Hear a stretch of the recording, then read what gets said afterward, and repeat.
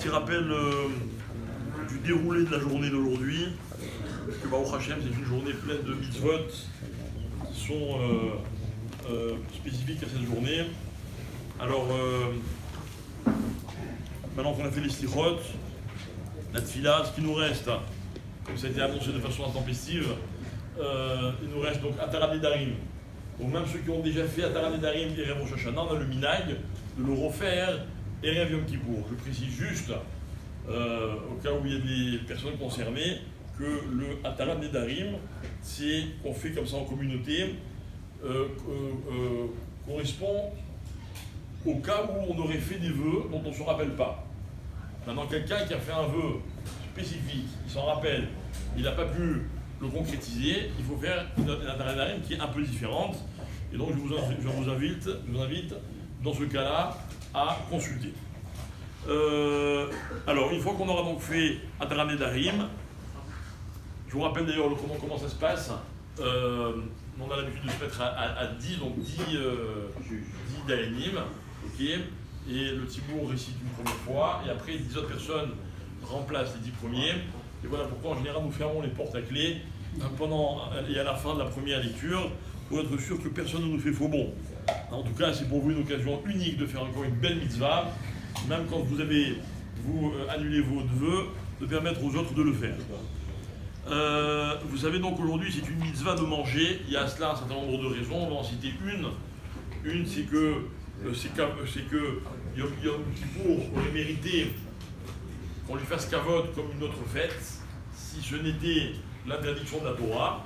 Et donc les Ramim ont reporté ce kavod qu'on fait à Yom Kippour la veille en mangeant. Voilà pourquoi même quelqu'un qui ne jeûne pas à Kippour, c'est bien qu'il mange des vrais seudot la veille de Kippour, Mishum Kavod Yom Kippourim. Puisque vous savez que même quelqu'un qui doit manger pour des raisons médicales doit manger des quantités minimales, avec évidemment tout un tas de règles que je vous recommande d'étudier ou en tout cas de vous renseigner si les gens, encore une fois, sont concernés par ce problème-là. On a le droit, écrit le Rav Mordechai Eliyahu, de prendre la veille de Kippour des comprimés ou des médicaments qui nous aideraient à mieux jeûner pendant Yom Kippour. Même s'il est marqué dans la Torah, il y a une une mila de Inouï, donc si vous voulez de supporter avec difficulté Yom Kippour, mais si on peut mieux jeûner, alors on a le droit. Par contre, écrit-il, il serait interdit avant Kippour de se brancher à une perfusion et de rester tout Kippour avec la perfusion, ça évidemment, ça ne marcherait pas. Et même quelqu'un qui est hospitalisé et qui doit être sous perfusion, c'est bien de demander au médecin s'il y a moyen, à un certain moment de la journée, de couper, de faire un petit peu comme on fait les shiurim pour la perfusion, Bezat Hashem, chez l'Oneda. Ensuite, dans l'ordre, il y a Mincha. Vous savez qu'on a l'habitude de faire Mincha très tôt. Ici, on le fera à 13h si Dieu veut. Le Mincha est un peu adapté, puisqu'on fait, à la fin de la Mida, on fait le vidouille, le Alchet.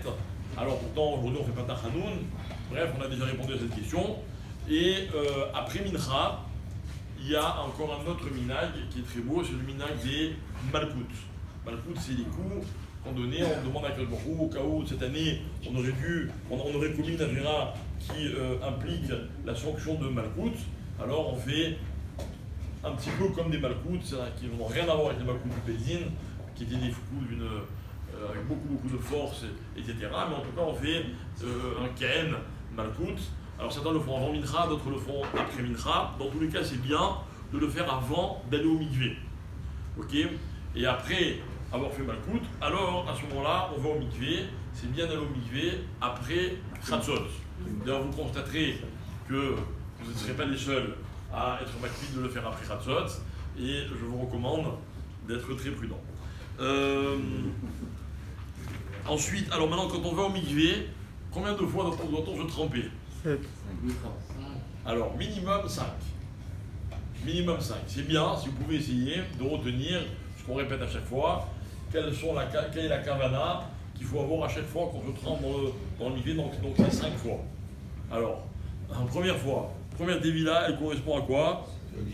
Tahara, se purifier. La deuxième, Tikkun Akaas, bravo. Réparer les problèmes que nous pourrions avoir avec la colère. Troisième Tevila, il a fait adoucir le din. Matek et din. D'accord. Quatrième, c'est pour se débarrasser des billes des chol et du din notamment. D'accord. Bien. Et la cinquième, c'est Kedushat Hayom, donc le caractère kadosh de la journée de Kippour. Alors c'est bien de le faire, si possible d'y penser. Vous pouvez, puisqu'on ne va pas rentrer avec un sinour dans le mikvé, vous pouvez juste avant même le relire, si vous voulez. C'est marqué dans beaucoup de marzorim, et puis après vous trempez, et avant de vous tremper, on va vous dire, voilà la kavana avec laquelle je vais me tremper.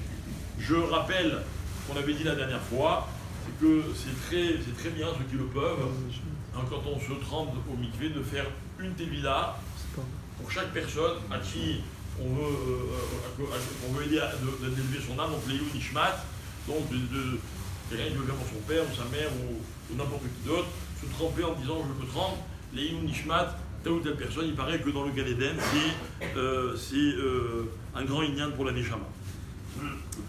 Ensuite, on a l'habitude, alors là c'est un peu dans le désordre parce que normalement on le fait le matin, d'aller prier sur les kivrei tzadikim. Donc je rappelle que contrairement à l'usage qui s'est répandu un peu partout, le inyan c'est pas d'aller sur la tombe de ses proches ou de ses parents ou quoi que ce soit. Le inyan c'est d'aller sur des kvarim, et si possible des kivrei tzadikim.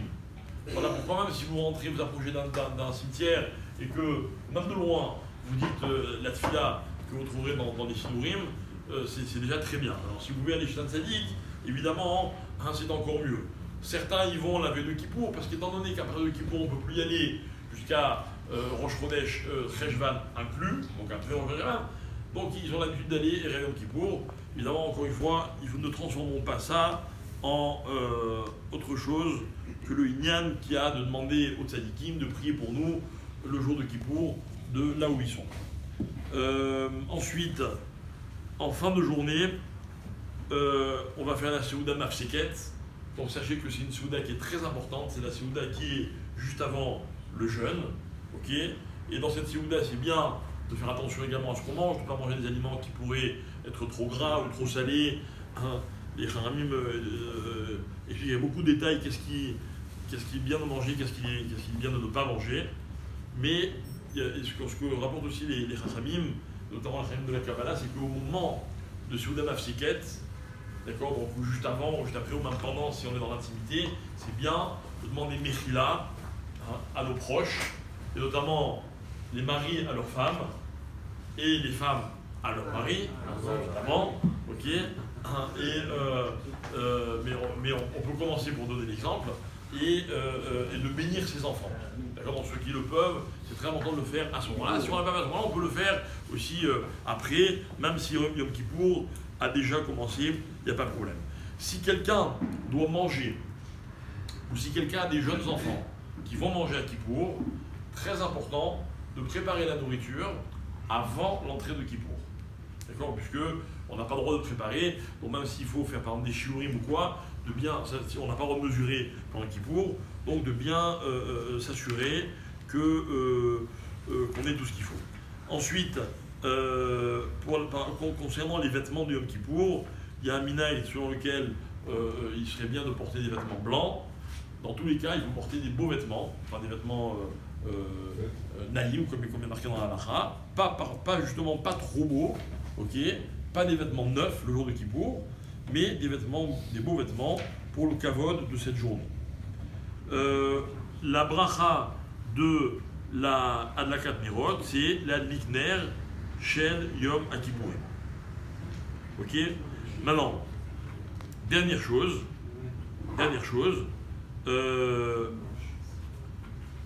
vous savez que tous les Shabbats, on a l'habitude de faire ce qu'on appelle un Tosefet Shabbat, on doit rajouter du Kodesh sur le Chol.